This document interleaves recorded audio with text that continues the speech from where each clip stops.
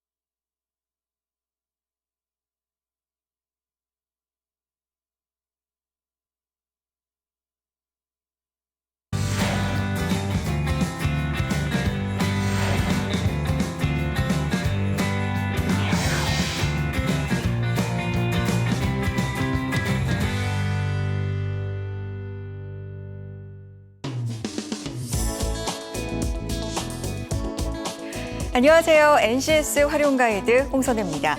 전문대학과 4년제 대학교 졸업자 중 어느 쪽이 취업에 더 유리할까요? 대한항공이 얼마 전 신규 채용 기준을 발표했습니다.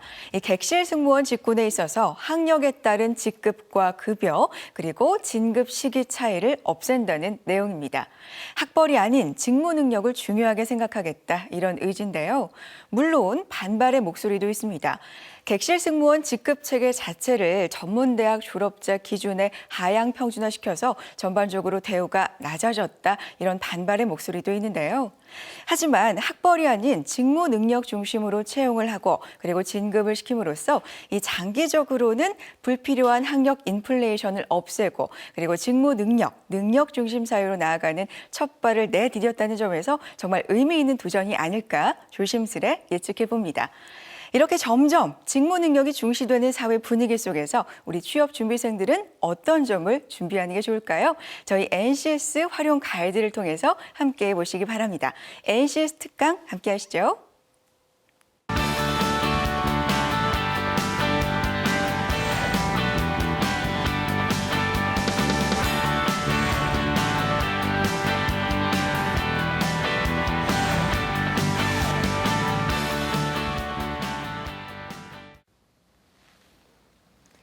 안녕하십니까.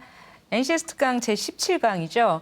오늘은 직업기초 능력의 대인관계 능력에 대해서 살펴보도록 하겠습니다. 저는 한국산업인력공단 NCS 센터의 김진실입니다. 대인관계 능력에는 구체적으로 팀워크와 또 리더십, 그리고 갈등 관리 능력, 협상 능력, 고객 서비스 능력이 있습니다. 오늘은 대인관계 능력이라고 큰 의미에 대해서 다시 설명드리고 구체적으로 팀워크와 리더십에 대해서 설명드리겠습니다. 다음 18강에서는 나머지 갈등 관리 능력과 협상 능력, 그리고 고객 서비스 능력에 대해서 알아보겠습니다. 먼저 이제 대인관계 능력에 대해서 살펴보도록 하겠습니다. 대인관계 능력은 여러분들 이제 대인 하면 이제 사람과 사람 사이의 관계를 어떻게 잘 하느냐에 대한 그런 능력이죠. 일을 하는 데 있어서 보통 일의 성과보다는 저 사람은 어때? 저 사람은 어때? 그런 식으로 이제 판단하는 데 있어서 이 대인관계 능력을 굉장히 중요하게 생각을 합니다. 근데 그 대인관계 능력이라는 것은 이제 직장 생활을 하는 데 있어서 협조적인 관계를 유지하고 조직 구성원들의 이제 도움을 줄 수 있으며 조직 내부 또한 외부에서 무슨 갈등이 생겼을 때 이것을 원만하게 해결하고 또 고객의 요구를 충족시킬 수 있는 그런 능력을 포괄하는 의미입니다. 그럼 대인관계 능력이 왜 중요하냐 하면 어찌됐든 우리나라 이 사회, 인간 사회에서는 혼자 살 수는 없지 않습니까? 다른 사람과 관계를 맺어야 하는데 이런 관계를 어떻게 맺고 또 갈등이 생겼을 때 어떻게 해결할 수 있는지 그거에 대해서 잘 못하면 굉장히 어려움이 있어요. 특히 기업에서는 다른 거 다 필요 없어. 그 사람 인성만을 좀 잘 갖춘 사람이 좀 왔으면 좋겠어. 그 사람 인성이 최고야 하면서 그런 인성을 굉장히 중요시합니다. 이 직업기초 능력을 크게 쉽게 봤을 때는 그 인성이라고도 할 수 있지만 그 직업 기초 능력 중에 구체적으로 대인관계 능력을 더 이제 우선시 보는 거죠. 그러니까 인간관계를 형성할 때 있어서 가장 중요한 것은 이 사람 말 잘하고 뭐 행동을 잘하고 이런 것보다 사람 됨됨이, 인성적인 부분을 봅니다. 그것을 우리가 이제 대인관계 능력이라고 하고 그만큼 굉장히 중요하다고 할 수가 있죠.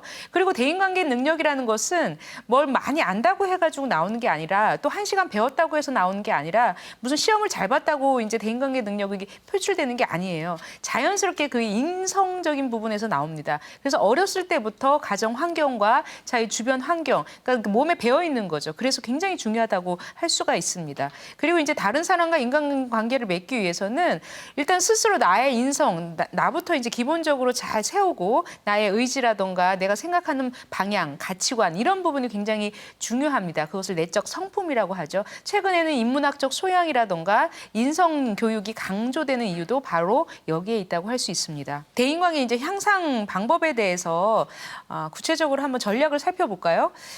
먼저 그러니까 대인이라는 것은 아까 말씀드렸듯이 사람과 사람과의 관계, 그러니까 나 말고 상대방이 반드시 존재한다는 거예요. 그래서 상대방은 어떻게 생각하는지에 대한 상대방에 대한 이해심이 굉장히 먼저 필요합니다. 그러니까 다른 사람을 진정으로 이해하기 위해서는 먼저 그 다른 사람을 이해하려고 하는 그런 노력, 이게 이제 중요하다고 할 수 있습니다. 그리고 이제 두 번째는 약속을 지켜야죠. 약속이 굉장히 이제 신뢰의 기본이라고 할 수가 있습니다. 책임을 지고 약속을 지키는 것이 대인관계 능력의 가장 중요한 요소일 수 있습니다. 그리고 세 번째는 이제 사람과 사람과의 관계에서 막연하게 저 사람이 이 정도 해주겠지라고 이제 기대를 하는데 기대가 크면 클수록 이제 실망이 크다고 그런 말 들어보셨나요? 그러니까 기대를 명확하게 해야 할 필요가 있는 거죠. 내가 할 일은 이만큼이고 요 정도 이제 다른 사람이 나한테 그 정도 기대할 수 있도록 기대를 이제 명확하게 할 필요가 있습니다. 보통 이제 갈등이 생기는 이유는 대인 관계에서 이런 역할과 목표에 대해서 이제 조금 모호하기 때문에 사람들이 오해를 사는 거예요. 그래서 이제 갈등이 생기고 하고 있습니다. 그래서 이제 그 기대를 명확하게 하는 게 굉장히 중요하다고 할 수 있습니다. 그리고 이제 네 번째는 약속의 이행, 아까 말씀드렸던 약속의 이행과 마찬가지로 언행일치, 본인이 말한 것과 행동이 일치를 하는 거예요.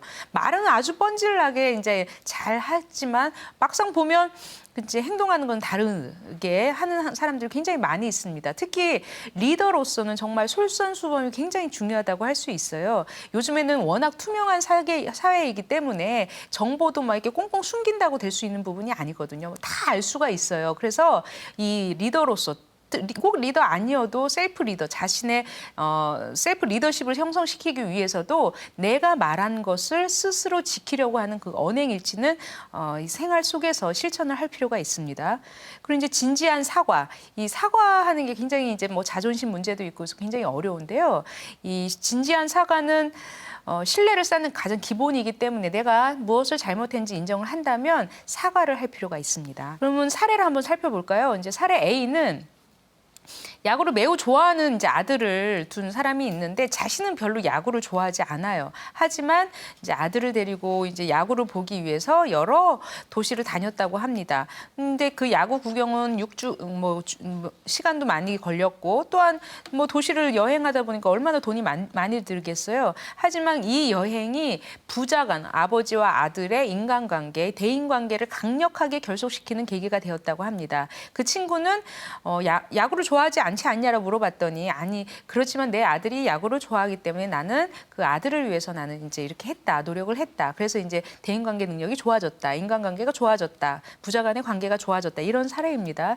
두 번째 사례 B는 나는 지키지 못할 약속은 절대로 하지 않는다는 철학을 가지고 이를 지키기 위해 노력해 왔다. 그러나 이 같은 노력에도 불구하고 약속을 지키지 못하게 되는 예기치 않은 일이 발생되지만 그 약속을 지키든가 아니면 못 지키게 될 상황에는 충분히 설명을 했다. 뭐 이런 사례입니다. 세 번째는 이제 업무 설명서를 작성하는 것이 내가 할 일인지 아니면 윗사람이 해야 할지 누구의 역할인지 굉장히 의견 차이가 발생하는 경우가 있다고 합니다. 거의 이제 모든 대인관계에서 갈등이 발생되는 이유 중에 하나가 역할, 네가 할 일이야 아니면 내가 할 일이야 아니면 그게 누가 해야 할지 명확히 역할에 대한 모호함 이런 것 때문에 이제 갈등이 발생될 수 있는데요. 이제 누가 어떤 일을 해야 하는지 하는지의 문제를 다룰 때 예를 들어 딸에게 방 청소를 시키거나 대화를 어떻게 해야 하는지, 누가 뭐 물고기에게 먹이를 줘야 될지, 이거는 누가 해야 할지, 쓰레기는 누가 버려야 할지 이런 부분을 명확하게 이번 주는 누가 하고 뭐 오늘은 누가 뭐 쓰레기를 버리고 하는 그런 역할을 명확하게 정리를 한다면 이런 갈등이 많이 해소될 수 있다. 이제 이런 내용입니다. 사례 D는 굉장히 이제 예의 바른 사람이 있대요. 겉으로는 굉장히 예의 바른 사람인데 단둘이 있을 때 그렇게 생각하지 않았는데 갑자기 누군가 뒷담화를 하고 막 이랬다고 합니다. 그래서 저 사람은 내가 없을 때 내 얘기는 하지 않을까 이런 식으로 이제 생각할 수가 있게 되는 거죠. 그러니까 언행일치가 이제 안 되는 거예요. 그리고 사례의 이제 5번째는 직장 그 동료 누구는 그 H씨는 업무상의 문제로 나와 자주 갈등을 맺곤 합니다. 하지만 처음엔 이제 제 잘못이었습니다라고 순순히 자신의 이제 잘못을 사과를 하면 진지하게 사과를 하면 되는데 계속 이제 그 양치기 소년처럼 조금만 뭐랄까 뭐 잘못 그 문제가 발생 무조건 이제 사과 내가 잘못했다 이렇게 한다고 하는 거예요. 그러니까 진지하게 정말 잘못을 인정하고 다시는 그런 일을 하지 않겠다는 그런 결심하에 사과를 하는 게 아니라 그냥 말로만 사과를 한다. 뭐 이런 내용입니다. 그러니까 사례 해설은 아까 A에서는 그 대인관계 능력을 향상하기 위해서 상대방을 이해를 해야 한다는 그런 내용이고요. 사례 B는 그 약속을 정확하게 지켜야 된다는 이런 내용입니다. 사례 C는 그 기대를 명확하게 역할을 명확하게 이제 설정을 해야 한다는 그런 내용이고요. 사례 D는 언행일치, 말과 행동을 일치시켜야 한다. 그럼으로써 신뢰를 쌓을 수 있다. 이제 이런 거고요.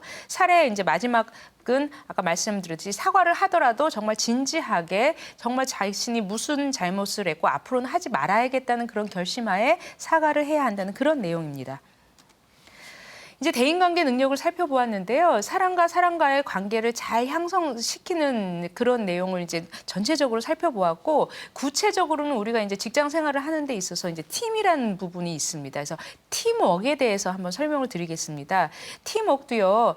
혼자 잘한다고 될 부분이 전혀 아닌 거예요. 그래서 팀워크라는 것은 반드시 팀, 그러니까 2명 이상의 팀이 구성이 되어 있고 그 팀이 하나의 공동의 목표를 달성하기 위해서 서로 어떻게 상호관계를 하고 할 수 있는지 해야 하는지에 대한 그런 내용입니다. 팀워크라는 것은 팀과 그의 이제 그 합성어라고 할 수 있습니다. 근데 이제 많은 사람들이 우리는 하나다, 뭐 응집력, 우리는 뭐 팀워크가 좋다라고 하는데 정작 그 팀워크가 뭐 회식을 하면서 으쌰으쌰 하면서 그렇게 응집력이 있는 거하고는 또 다른 문제라는 거죠. 팀워크와 응집력은 약간 차이가 있는데 어찌됐든 팀워크라는 것은 각자 행동을 하더라도 공통의 목적을 그걸 달성하기 위해서 서로 이제 이해를 하면서 협력을 하는 부분이고 응집력은 우리는 하나다 하면서 그 집단에 머물도록 소위 말하면 그 집단의 멤버로서 소속감을 느끼게 할 수 있는 그 정도라는 거죠. 당연히 뭐 응집력이 높으면 팀워크가 높을 수도 있지만 이런 관계는 있을 수 있지만 팀워크와 응집력은 또 다른 차이가 있다는 거죠. 그러니까 팀워크는 하나의 공통의 그러니까 우리가 지향한 사람들은 각각 다른 사람들이지만 본인이 이 팀에서 수행해야 할 그 목표는 하나로서 같이 공유하면서 자신의 어떤 역할을 해야 할지 내가 이만큼 많은 일을 한다고 하더라도 그리고 뭐 내가 이 우리 팀 일은 다 해. 라고 하면서 본인이 다 한다고 생각하는 것도 팀워크를 좀 해치는 부분도 있습니다. 다른 사람을 다 고려하면서 그 공통의 목표를 달성할 수 있도록 노력하는 부분이 굉장히 중요하다고 할 수가 있습니다. 이제 팀워크의 유형은 협력적인 팀워크가 있고요. 굉장히 통제적인 그 팀도 있습니다. 그리고 아주 자율적인 팀이 있어요. 추구하는 사업의 특성에 따라서 다르게 이제 운영을 할 수가 있습니다. 그 팀의 리더는 우리 팀을 굉장히 자율적으로 운영을 해야 할지 아니면 뭔가 통제적으로 운영을 해야 할지 협력적으로 운영을 해야 할지 그것은 판단을 할 필요가 있죠. 먼저 이제 통제적 이거는 뭐 군대 문화 굉장히 이렇게 그 조직 상하 관계를 명확하게 해서 한치의 실수도 일어나지 않아야 되는 그런 상황에서는 통제적인 팀이 필요할 필요가 있어요. 필요할 수도 있습니다. 왜냐? 그러니까 그러니까 하나의 그 명령이 그 일관되게 그 하부 조직까지 전달이 되어야 하나의 목소리로 하나의 목표로 갈 수 있어야 되는 부분이고요. 근데 이제 그 군대 조직하고는 다르게 지금 현재 다양한 아이디어, 다양한 창의성을 요구하는 그런 조직에서는 이런 통제적인 팀워크보다는 뭔가 자율적인 팀워크가 더 중요할 때가 있어요. 그래야 우리 팀원들이 자율적으로 생각하고 내 일에 대해서 보상을 받을 수 있으면 더 열심히 하고 밤새서도 자신의 아이디어를 제시하려고 하는 그런 부분이 있습니다. 그래서 사업의 성격에 따라서 이제 팀 운영하는 부분은 달라질 수가 있는 거죠. 근데 이제 어찌됐든 통제적이든 자율적이든 서로 협력은 해야 할 필요가 있습니다. 협력적인 분위기, 서로 그게 하나의 팀워크라고 할 수가 있죠. 그래서 유연하면서도 굉장히 시너지 효과를 낼 수 있는 그런 협력적인 팀을 지향하면서 이제 팀워크를 구성할 필요가 있습니다. 여기 사례를 한번 볼까요? 조정 경기, 조정 아시죠? 이 그림에서 보시듯이 서로 이제 이것을 그 조정 경기 무릎 경기 종목 중에 하나인데요. 여기서는 이제 노를 저었는데 서로 각기 방향으로 저으며 이게 그 배가 나갈 수가 없지 않습니까? 그래서 이런 조정 경기에서는 굉장히 팀워크가 중요할 수가 있어요. 그러니까 이 경기하는 중에는 많은 사람들이 힘들고 지칠 수가 있죠. 근데 어떤 사람은 저 사람들이 다른 사람이 노를 저으니까 나는 노를 안 저어도 되겠다라고 생각할 수가 있죠. 그러면 한 사람이라도 이 노를 젓지 않는다면 배가 이제 흔들릴 수가 있는 겁니다.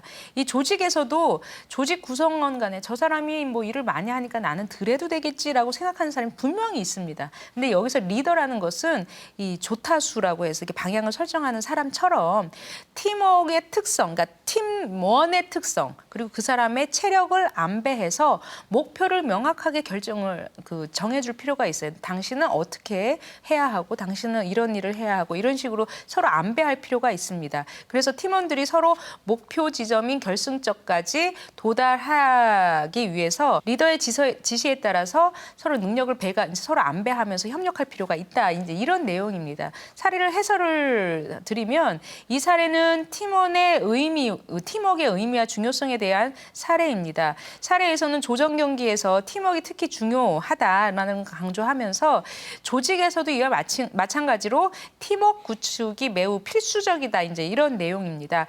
팀워크는 그 팀이 가고자 하는 목표 달성을 하기 위한 가장 지름길이면서 팀원들 간에 서로 협동심과 희생 정신이 바탕이 되어야 이제 팀워크를 이루어낼 수 있다라는 사례입니다. 그러니까 배가 한 방향으로 가기 위해서는 배를 젓는 그런 팀원들이 서로 한 방향 그 목표를 향해서 서로 협력하면서 그 체력을 안배하면서 같이 노력을 해야지 한 사람이라도 그것을 이제 노력을 하지 않으면 배가 흔들릴 수 있다. 뭐 그런 내용입니다. 효과적인 팀, 아주 우수한 팀의 특성을 한번 살펴볼까요? 일단은 이제 최근에 좋은 팀이다, 효과적인 팀이다, 성과가 나는 팀이다라고 하는 그런 팀의 특성을 보면 굉장히 창조적으로 이제 팀을 운영합니다. 왜냐? 사람들이 다 개성들이 있는 거예요. 옛날에는 이렇게 운영했다. 나 옛날에는 이렇게 운영했는데 잘 됐는데 왜 니네들은 못하냐. 이런 관점으로 가면 굉장히 어려움이 있을 수 있다는 거죠. 현재 팀을 구성하고 있는 사람들이 다 다르기 때문에 그 사람들의 특성에 따라서 창조적으로 운영할 필요가 있습니다. 그리고 명확하게 팀의 사명, 우리 팀이 가야 할 목표. 그러니까 보통 이제 팀들은 사업 계획이라든가 경영 계획, 올해 2016년에는 어떻게 우리 팀을 끌고 가야겠다는 그런 경영 계획을 항상 매년 초에 이제 세우지 않습니까? 그런 경영 수립, 비전 이런 것을 세워서 하나의 목표 한 방향으로 갈 수 있도록 명확하게 기술할 필요가 있습니다.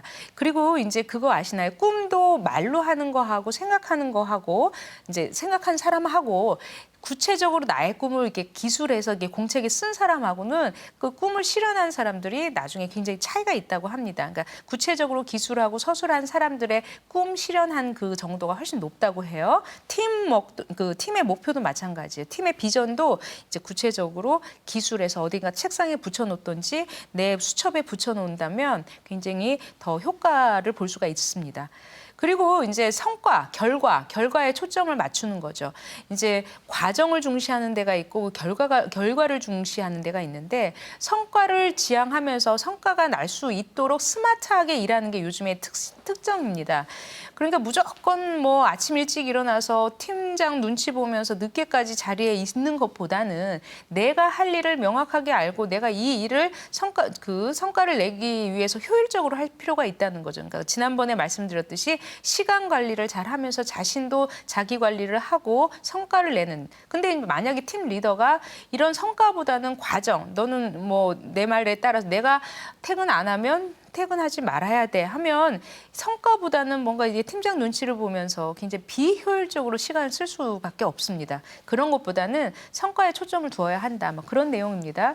그리고 효과적인 팀은 처음에 말씀드렸듯이 할 일, 내가 무슨 역할을 해야 할지 그런 할 일과 책임을 명료화시켜서 이제 미션을 할당을 하는 거죠. 그렇다면 정확하게 내가 할 일을 알기 때문에 남이 이제 기대가 명확해지는 겁니다. 그래서 개인한 오해도 이제 없을 수 있는 거죠. 그리고 조직화가 잘 되어 있다. 조직화라는 것은 그 조직이 체계성을 갖췄다 그런 내용이고요. 개인의 강점을 활용한다. 요즘에 강점 코칭이라는 거 들어보셨나요? 예전에는 당신은 이건 좋은데 참 이게 참 안 좋아. 이런 쪽으로 사람한테 이제 코칭을 합니다. 그러면 기존에 갖고 있던 강점도 무너지고요. 그렇다고 해서 단점이 개선되는 것도 아니에요. 그러니까 이게 하향 평준화가 되는 거죠. 그게 아니라 각자 갖고 있는 강점을 잘 활용해서 이제 팀의 목표를 달성할 수 있도록 해야 하는 거죠. 각자 개성이 있는 겁니다. 그 개성, 저 사람은 이런 걸 잘하고 저 사람은 외부 활동을 참 잘하는구나. 저 사람은 내향적이고 앉아서 한 글을 참 잘 쓰는구나. 그러면 그것을 그 강점으로 보고 그것을 강화할 수 있도록 해야 그 사람이 그 분야의 전문성을 갖지. 너는 왜 외부만 돌아다니냐. 앉아서 이걸 하지. 그리고 당신은 왜 맨날 앉아 있냐. 밖으로 좀 한번 돌지. 이런 식으로 하면 이도저도 안 되는 거예요. 그래서 최근에는 강점 코칭 이게 이제 더 부각되고 있습니다. 그리고 리더십 역량을 공유하면서 구성원 상호 간의 지원을 아끼지 않는다. 팀 풍토를 발전시킨다. 풍토라는 것은 우리 팀만의 고유한 문화 뭐 이런 걸 잘 발전시킬 필요가 있습니다. 의견의 불일치가 당연히 있을 수밖에 없어요. 그럴 때는 이게 꼭꼭 숨기지 말고 어떻게든 해결할 수 있도록 해야 하고요. 개방적으로 의사소통을 한다. 그러니까 윗사람이라고 해가지고 너는 뭐 내가 시키는 것만 해. 정보는 내가 모든 것을 다 컨트롤할 거야가 아니라 개방적으로 오픈된 마인드로 팀원 뭐 상하간이든 뭐 상관없이 다양한 의견을 드릴 필요가 있습니다. 그리고 객관적인 결정을 해야죠. 이건 굉장히 중요합니다. 이 사람은 나랑 친하니까 얘 말은 들어주고 저 사람 말은 안 들어주고 이게 아니라 정말 누구나 다 수긍할 수 있도록 결정을 해야 하는 거죠. 그리고 팀 자체의 효과성, 지금 이 팀이 잘 가고 있는지에 대한 성과평가나 피드백을 할 필요가 있습니다. 효과적인 팀의 특성, 지휘자가 없는 오케스트라. 어떤 이제 외국에서 이제 오케스트라가 이제 열려서 이제 봤는데 여기는 바로 지휘자가 없었다고 합니다. 그럼 어떻게 이렇게 지휘자 없이 이 음악을 잘 연주할 수가 있었을까 봤더니 이 사례는 이제 효과적인 팀으로서 자율 지도팀, 자율 설계팀에 대한 설명입니다. 이러한 이제 자율 지도팀이 놀랄 만한 성과를 거두는 경우는 여기 오르페우스 실내 악단의 사례를 보듯이 이 혁신 잠재력 각각의 잠재력을 다 믿고 목표 수행을 통해서 수행을 위한 목표를 명확하게 하고 동기부여를 했다는 거예요. 각자 내가 이 목표를 달성해야만 하는 그런 당위성, 동기를 진작을 시킨 거죠. 그 조직원들한테 학습과 변화의 기회를 자주 주어졌다는 거죠. 그래서 이 자율 지도팀은 복잡하고 불분명하거나 모호한 문제 또는 이런 차세대 계획 수립을 할 때 왜냐하면 창의적인 아이디어가 나와야 하는 그런 상황에서는 오히려 팀장이 자꾸 이렇게 지시를 하는 것보다는 자율적으로 동기부여해서 할 수 있도록 하는 이런 자율 지도 팀이 굉장히 효과가 있다라는 그런 사례입니다. 팀워크를 촉진하기 위해서는 동료 피드백 장려하기. 그래서 예전에 뭐 롤링 페이퍼 뭐 이런 내용도 있지 않습니까? 그래서 팀 목표를 달성하도록 팀원을 고무시키는 환경을 조성하기 위해서는 동료 피드백이 매우 중요하다고 합니다. 그래서 명확하게 이제 서로 간 이렇게 동료들 간에 또 이렇게 좀 부족한 부분을 알려서 이렇게 개선할 수 있도록 하는 그런 부분을 이제 그 장려할 필요가 있고요. 잘한 부분은 확실하게 잘해가지고 훨씬 그 칭찬을 해서 본인 동기를 향상시킬 수 있도록 해야 할 필요가 있죠. 그리고 갈등을 해결하기. 이것은 다음 시간에 갈등 관리 능력에 대해서 이제 그때 설명을 드릴 텐데요. 갈등을 자꾸 피하지 말라 그겁니다. 갈등은 있을 수밖에 없습니다. 사람과 사람 관계에서는 있을 수밖에 없는데 그 갈등의 문제 원인을 반드시 판단을 해가지고 인식을 해서 이것을 해결할 수 있도록 할 필요가 있는 거죠. 그래서 갈등 해결하기는 다음 시간에 설명드리도록 할게요. 그다음에 창의력을 조성할 수 있도록 협력을 할 필요가 있죠. 그러니까 우리가 처음에 우리 배웠던 의사소통 능력의 경청 능력에서도 항상 상대방이 얘기하는 것을 흥미있게 듣고 그 상대방이 말하는 거에 대해서 바로 비판하지 말고 아이디어를 적고 뭐 이런 식으로 이제 창의력을 조성할 수 있는 팀워크 분위기를 만들 필요가 있습니다. 그리고 이제 자꾸 참여를 해야 되는 거예요. 우리나라 조직이 괜히 남들 앞에서 막 질문하고 남이 그 토론하고 그럴 때는 좀 나서는 사람인 것 같아서 이제 좀 부정적으로 보는 게 시각이 있습니다. 그러니까 소위 말하면 비판적 사고라는 부분을 굉장히 부정적으로 보는 거예요. 근데 비판적 사고는 반드시 필요합니다. 그러니까 이 문제를 개선하고 혁신을 하기 위해서는 반드시 상대방의 그 비판도 받아야 되고 내가 무엇이 잘못된지 인식해서 같이 개선을 해야 하는데 우리나라 토론 문화는 그게 굉장히 부정적으로 엮인다는 그 생각을 한다고 합니다. 근데 선진국이나 뭐 이제 그런 나라의 그 토론 문화를 보시면 그냥 아무렇지 않게 비판을 받고 또 아무렇지 않게 자신 그걸 수용해가지고 개선할 수 있는 이런 문화가 이제 자꾸 이제 발전이 돼야 되겠죠. 그러니까 참여적으로 의사 결정을 할 필요가 있는 거예요. 그러니까 공개적으로는 자신의 얘기를 안 하고 뒤에서 뭐 이제 술자리나 이런 데서 이제 그런 문화는 좀 지양해야 할 필요가 있습니다. 그리고 이제 리더십인데요. 리더십이라는 것은 뭐 셀프 본인 스스로 내 인생을 살아가는 데 있어서 어떤 관점을 갖고 가야 되는지에 대한 그것도 리더십이고요. 그건 셀프 리더십이라고 하고 팀원, 그러니까 조직 그 공통의 목적을 달성하기 위해서 각각 갖고 있는 팀원들의 특성을 잘 활용을 해서 공통의 목표를 달성할 수 있도록 하는 그 능력을 소위 말하면 리더십이라고 합니다. 그리고 리더와 관리자의 차이는 관리자는 시킨 그 분야에 이제 주어진 목표만 그 별 탈 없이 유지하는 성향이 더 크고요. 리더는 뭔가 혁신지향적 새로운 것을 달성할 수 있도록 하는 그런 부분 쪽으로 막 이렇게 끌고 가는 거죠. 그래서 새로운 상황을 창조하고 비전을 제시하고 그다음에 내일에 초점을 두는 거죠. 과거, 현재보다 내일 그리고 사람 한 명 한 명의 특성을 굉장히 중요하게 생각을 합니다. 근데 이제 관리자는 어떻게든 조용히 아무 탈 없이 이 현상을 잘 유지하는 것을 더 초점을 두는 게 있습니다. 그래서 좀 이제 리스크를 회피하는 경향이 관리자는 좀 있고요. 리더라고 한다면 진정한 리더라고 하면 리스크가 있다 하더라도 이것을 해결할 수 있도록 하는 그런 게 이제 다른 점이죠. 리더십 유형은 최근에는 이제 컴퓨터나 이런 많은 정보들이 오픈되어 있기 때문에 옛날 방식보다는 민주주의, 사람들이 이제 참여해서 의견을 개진하고 내 의견을 소통할 수 있도록 서로 간에 소통할 수 있는 장을 마련을 하는 거죠. 토론의 장소를 마련을 해서 그 안에서 한 방향으로 갈 수 있는 이게 민주주의 유형이라고 할 수 있습니다. 파트너 유형은 이제 너랑 나랑은 같은 파트너다, 평등하다라는 그런 입장에서 이제 그 리더십을 발휘하는 유형입니다. 최근에도 이런 그 파트너 유형이 굉장히 중요해요. 상사와 이제 조직 상사와 아니면 신입사원이라고 하더라도 같은 일을 하는 하나의 파트너라고 생각을 해서 의견도 들어주면서 책임을 같이 공유를 해야지 너는 내 말만 따라라 하면서 그쪽 이제 뭐 이제 상사와 이게 너무 권위적으로 한다면 이렇게 성과가 나는데 조금 어려움이 있을 수 있습니다. 그리고 이제 최근에 변혁적 유형, 그러니까 뭔가 새로운 것을 창조해서 기존보다는 새로운 뭐 혁신, 뭐 변화를 추구하는 그런 변혁적 유형이 최근에는 많이 각광을 받고 있습니다. 변혁적 유형은 먼저 자기 혁신, 내가 이제 변화해야지 미래 사회에 맞게 자신도 먼저 변화해야 하고요. 사람들이 따를 수밖에 없게끔 이제 존경심과 충성심이 우러나게끔 하는 그런 이제 유형입니다. 이 리더십을 각각 발휘하기 위해서는 동기부여를 해줘야 되는 거예요. 그래서 잘한다, 잘한다, 잘한다, 잘한다 하면서 그 칭찬을 해주는 긍정적 강화법이 굉장히 중요하다고 합니다.